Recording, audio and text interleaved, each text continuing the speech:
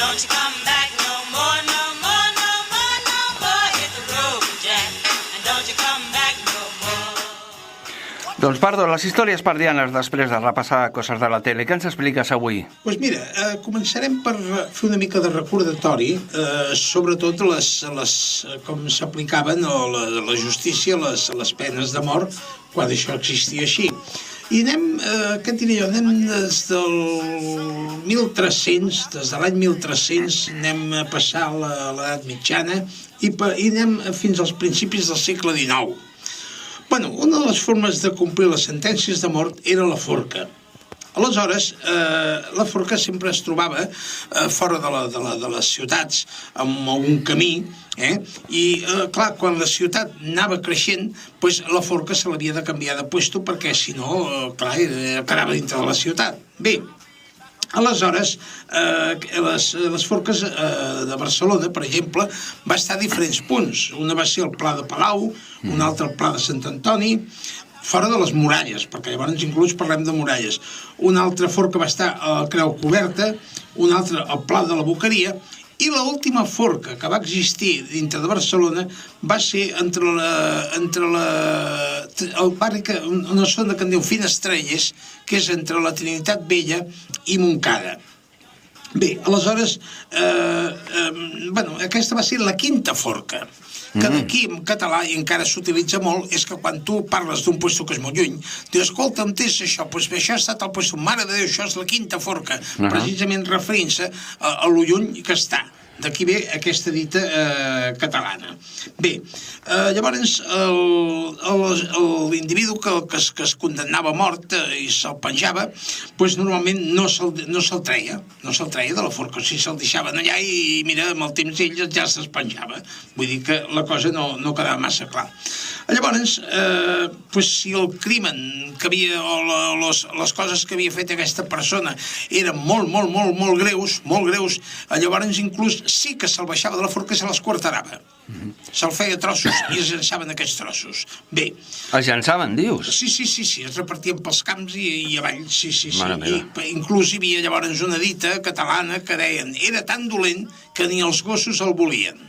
D'aquí ve també. Bé, aleshores, en 1832, pràcticament, primer el que diré és que van començar a sortir unes organitzacions o uns grups de persones que, potser basats en un principi de cristianisme, els quals consideraven que una cosa era la persona que se la castigava amb la sentència de mort i el penjaven, i una altra era el respecte, ell ja amb això ja havia complert la seva culpa, i llavors el que no era de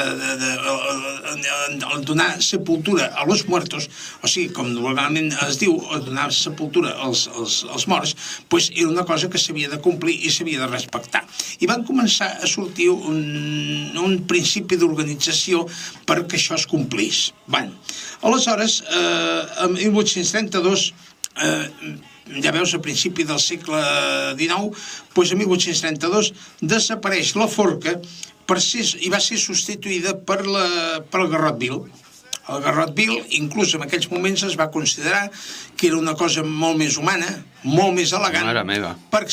Perquè l'individu inclús, és més, si l'individu que se'l condemnava a mort era d'una certa categoria social, se li donava Garrot Vil perquè, clar, se'l matava sentat en una cadira.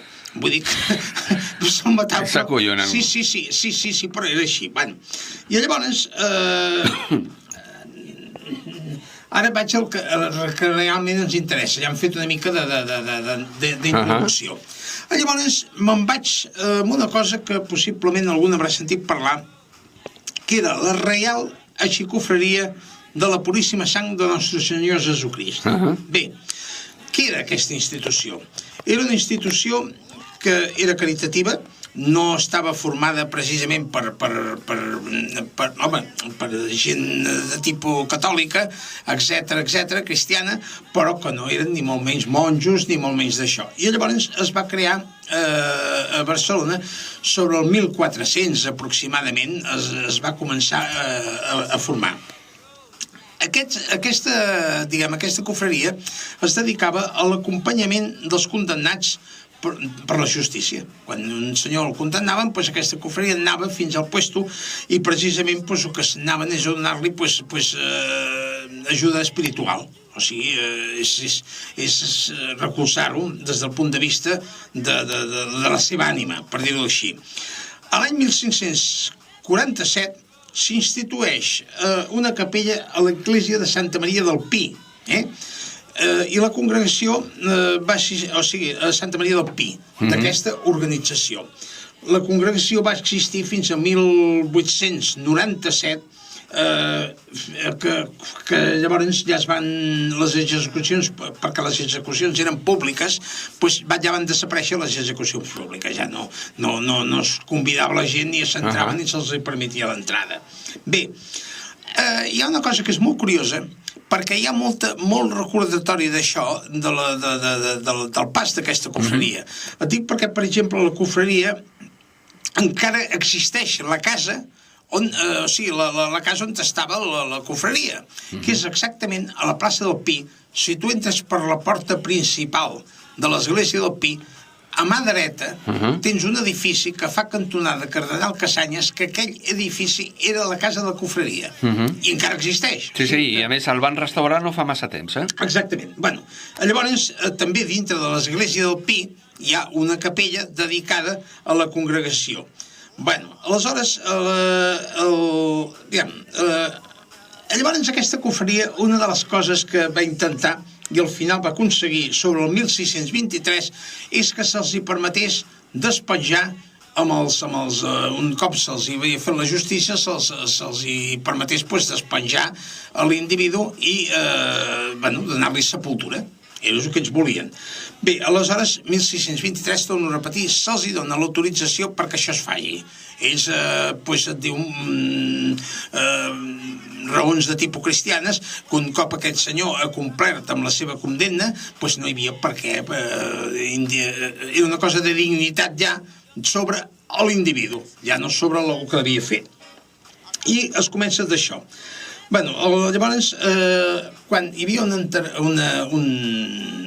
ajusticiament d'aquests tipus, la cofreria sortia amb professor, acompanyats d'un Sant Crist, que el recobrien amb un vel negre, i anaven fins al lloc d'execució. Generalment anaven tocant una campaneta i anaven recollint almoines de les persones, al seu pas que es trobaven les persones, i anaven donant almoines. L'almoina servia per pagar els gastos d'enterrament de l'individu. I si hi havia un sobrant de diners, llavors aquella persona que era penjada, etc., o se la justiciava, donava la seva... el que se li podia donar. Si tenia dona, tenia fills, etc., el que sobrava se'ls hi donava. Molt bé. Llavors, hi ha una imatge... Aleshores, aquest Sant Crist que jo t'estic dient, resulta que hi havia dos. Hi havia un Sant Crist que era el Sant Crist gros, que aquest Sant Crist sortia en professor quan eren més de 3 executats, en aquest cas, que era el Sant Crist gros que deien, i si era una execució d'una sola persona, llavors sortia el Sant Crist petit. O sigui, curiosament és així. El Sant Cristo Gros va existir fins a 1936, que amb la crema d'esglésies a Barcelona es va cremar, i estava a la capella que tenen a l'església del Pi actualment, i llavors allò es va cremar i va ser substituït per un Sant Crist que existeix i que es pot veure si un s'acosta a l'església del Pi a 1940. O sigui, va ser substituït. Bé, llavors l'execució, un dels millors documents gràfics que existeixen d'aquesta cofredia, que es pot veure perfectament, perquè anaven com els nacerens de les professors de Setmana Santa d'Andalusia, anaven amb els seus caputxons, etc. És un quadre que en una de les execucions que es van fer precisament a la presó d'Amàlia, o sigui, a la Ronda de Sant Pau, aquest quadre pues, el va pintar el Ramon Casas i es veu perfectament la cofreria de la sang de Crist pues, es veia en primer lloc donant-li recolzament amb l'individu. Bé, es va immortalitzar, aquest quadre està immortalitzat i aquest quadre, que és el Garrote Vil, es troba al Museu Reina Sofia de Madrid, exposat, i és potser un document extraordinari que ha existit en cases. Bé, aleshores, precisament amb aquest quadre pues, va tindre molta de raó i encara té molt de raó, encara se parla d'ell. Perdona, el quadre d'en Casas has dit que el va pintar al segle XVI? No, no, que és més recent, no? No, el quadre el va pintar quan ell estava, això ja era pues, sobre el 1800, finals del 1800, i quan aquest quadre es va pintar, clar, no hi havia cases llavors al segle XIX. Bueno, i llavors la cofredia de la sang, l'última aparició que va tindre d'acompanyar la gent que se l'havia de penjar i tot això va ser a 1897, que el 1897 va ser l'última actuació que va tindre, perquè a partir d'aquell moment es va considerar que aquests ajusticiaments amb assistència de públic i entrada pública no es podia permetre i llavors ja totes les sentències de mort es complien dintre de privat, inclús a les presons o allà on fos.